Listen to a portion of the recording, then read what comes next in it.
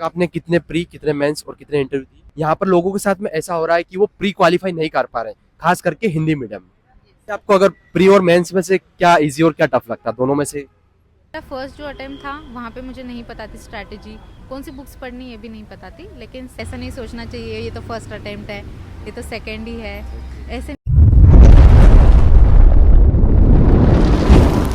Hi everyone, मैं आपका दोस्त कुमार अर्जुन यादव एक बार फिर से आपका स्वागत करता हूँ। जैसा कि पता है आपको, यूपीएससी की अभी इंटरव्यू चल रहे हैं। हम जस्ट इंटरव्यू दे के आए हैं, तो मैम से जानेंगे ओवरऑल एक्सपीरियंस, कैसे क्या प्रश्न पूछे गए, कैसे प्रिपरेशन की, सारे कुछ हम कवर करने वाले हैं। तो पूरा वीडियो जरूर देखिएगा। शुरुआत करने से पहले मेंशन करना चाहूंगा, अगर आप टेलीग्राम चैनल से नहीं जुड़े हैं तो डिस्क्रिप्शन में लिंक दिया गया है, वहाँ से जुड़ जाइए, क्योंकि जो टॉपर्स वगैरह रहते हैं उनके नोट्स हम टेलीग्राम पे डाल देते हैं। चलिए हम शुरुआत करते हैं मैम के परिचय से।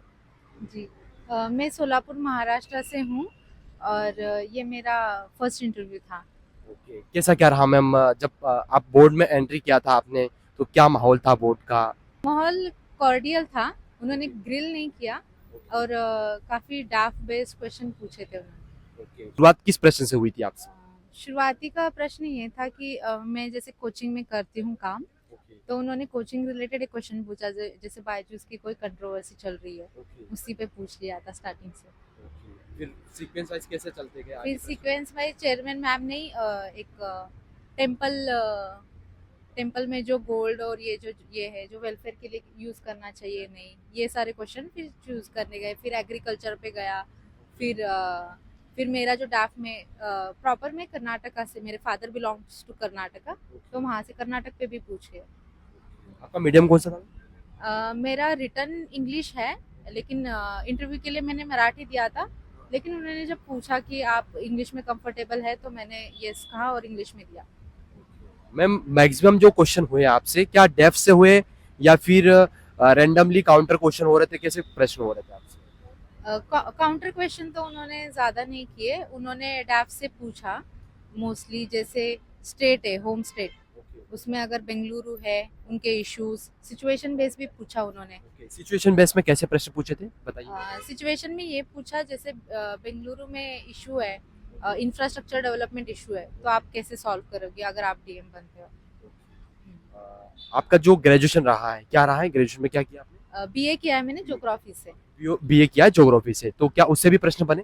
ज्योग्राफी से काफी कम बना, उन्होंने एक ही क्वेश्चन पूछा, एग्रो इकोलॉजिकल रीजन। ओके, आपने प्रिपरेशन जो किया था इंटरव्यू का, राइट? जैसा सोचा था कि हाँ, इस टाइप से मेरा इंटरव्यू होना चाहिए, क्या वैसा हुआ?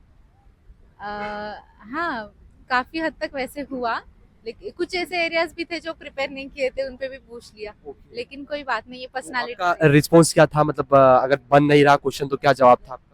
नहीं, अगर नहीं याद आ रहा है, नहीं पता है तो नहीं बताया मैंने। सॉरी वगैरह भी बोला? सॉरी कितनी बोला बार बोला होगा? मैंने, 3 से 4 बार बोला। अच्छा, अनकंफर्टेबल फील हुआ जब आपने आंसर नहीं दे पा रहे थे, ऐसा कुछ लग रहा था आस में? नहीं, अनकंफर्टेबल तो नहीं लगा, मुझे लगा कि क्योंकि ये नॉलेज टेस्ट नहीं है, ये पर्सनालिटी टेस्ट है। अभी तक आपने कितने प्री, कितने मेंस और कितने इंटरव्यू दिए? मैंने 5 प्री दिए, उसमें 3 मेंस और ये फर्स्ट इंटरव्यू है। ओके, 5 प्री दिए आपने? हाँ। ठीक है, उसमें से 3 मेंस दिए, राइट? हाँ। तो 3 प्री भी निकालना और मेंस भी लिखा आपने, तो क्या स्ट्रेटजी थी? क्योंकि यहाँ पर लोगों के साथ में ऐसा हो रहा है कि वो प्री क्वालिफाई नहीं कर पा रहे हैं, खास करके हिंदी मीडियम में। तो आपका क्या अप्रोच रहता था, क्या स्ट्रेटजी रहता था प्री के लिए? प्री के लिए तो first of all PYQs देख लेने चाहिए, करंट अफेयर्स करना चाहिए, क्योंकि पीवाई के अकॉर्डिंगली आता है। फिर करंट अफेयर्स करना चाहिए और रिवीजन, ये तीनों वैसे स्ट्रेटजी। करंट अफेयर जो है वो कैसे तैयार करते थे आप? मंथली करते थे, वीकली करते थे या पर डे? मैं पर डे करती थी, मैं न्यूज़पेपर से अपने खुद नोट्स निकालती थी, फिर उनको रिवाइज करना। नोट्स बनाए थे आपने? जी सर। कितने टाइम में बन गए थे नोट्स?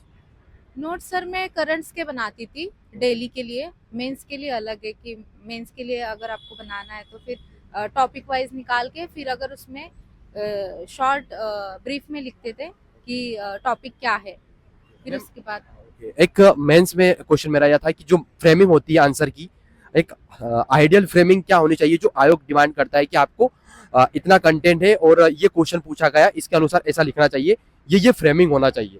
तो क्या फ्रेमिंग होनी चाहिए आपके हिसाब से?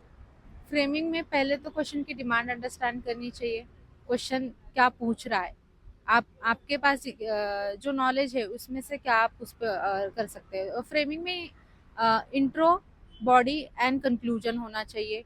इंट्रो में अगर आपको कोई डेटा कंटेंट डालना है तो आप डाल सकते हो, तो कैची इंट्रो बन जाता है।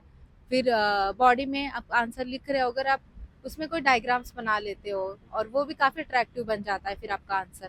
फिर कंक्लूजन अच्छे नोट पे, पॉजिटिव नोट पे कंक्लूड कर सकते वैसे आपको अगर प्री और मेंस में से क्या इजी और क्या टफ लगता है, दोनों में से? मेंस इजी लगता है, प्री टफ लगता है। भाई प्री का कैसे ना 2 आवर्स में कभी कभी वो मेंटल सिचुएशंस बैलेंस करना काफ़ी डिफिकल्ट हो जाता है, ऐसा लगता है, क्योंकि वही ऑब्जेक्टिव बेस्ड में से कभी कभी होता है डिफिकल्टी सॉल्व करने में। ओके, वैसे तैयारी आप कब से कितना टाइम हो गया? ये मुझे 4 साल हो गए, 5 साल। प्रिपरेशन आपने सेल्फ किया था कोचिंग वगैरह से? मैंने ऑप्शनल के लिए कोचिंग लगाई थी, ऑप्शनल क्या था? ज्योग्राफी। ज्योग्राफी। हाँ, बाकी मैंने सेल्फ प्रिपेयर। ऑप्शनल का किसी को चूज करना हो तो कैसे करे? आपने कैसे चूज किया था कि मुझे ये ऑप्शनल लेना है? मेरा तो सही था, क्योंकि मेरा ग्रेजुएशन ही ज्योग्राफी से था, तो मुझे इंटरेस्ट भी था उसमें, कंसेप्ट्स भी आधे पता थी, तो मुझे था कि मेरा ऑलरेडी रिड्यूस हो जाएगा बर्डन, यहाँ का जो सिलेबस है मैं आधा कवर कर चुकी हूँ, तो मैंने ज्योग्राफी ही चूज़ किया। और किसी को अगर चूज़ करना है तो फर्स्ट ऑफ ऑल उसमें इंटरेस्ट होना चाहिए, क्योंकि अगर इंटरेस्ट नहीं बन पाता, काफ़ी डीपली कंसेप्ट स्टडी करनी पड़ती है, तो फिर अपने इंटरेस्ट के हिसाब से सिलेबस देख के कर सकते हैं। आपको इतना टाइम हो गया है, क्या इजी है, टफ है या मोड? अगर इसकी स्ट्रेटेजी समझ ली तो काफ़ी इजी लगता है। मेरा फर्स्ट जो अटेम्प्ट था वहाँ पे मुझे नहीं पता थी स्ट्रैटेजी, कौन सी बुक्स पढ़नी ये भी नहीं पता थी, लेकिन सेकंड थर्ड अटेम्प्ट तक मुझे पता चल गया था कि प्री मेंस मुझे किस हिसाब से करना है। फ्यूचर एस्पिरेंट के लिए आपकी कोई टिप्स हो, मैसेज हो कि आपको ऐसे तैयारी करना चाहिए, आपको ये मिस्टेक्स नहीं करना चाहिए प्रिपरेशन के दौरान? उनके लिए मैं ये बताना चाहूँगी कि फुल ऑन प्रिपेयर कर देना चाहिए, ऐसा नहीं सोचना चाहिए ये तो फर्स्ट अटेम्प्ट है, ये तो सेकेंड ही है, ऐसे नहीं सोचना चाहिए। फर्स्ट अटेम्प्ट में ही अपना 100% देना चाहिए। और सेकेंडली अभी तो काफ़ी मटेरियल है, जैसे सोशल मीडियाज़ है, टेलीग्राम पे चैनल्स है, यूट्यूब है, तो इन सब से नॉलेज गैदर करके काफ़ी जल्दी से स्ट्रैटेजी भी समझ में आती है, तो यही होगा। Okay, thank you so much ma'am, best wishes कि आपका सिलेक्शन हो और मैं भी अच्छी रैंक के साथ में हो। आई होप ये वीडियो आपको पसंद आएगा। वीडियो कैसा लगा कमेंट करके ज़रूर बताएं, और आपकी किसी प्रकार की क्वेरी है तो कमेंट करके बता दीजिए। Thank you so much.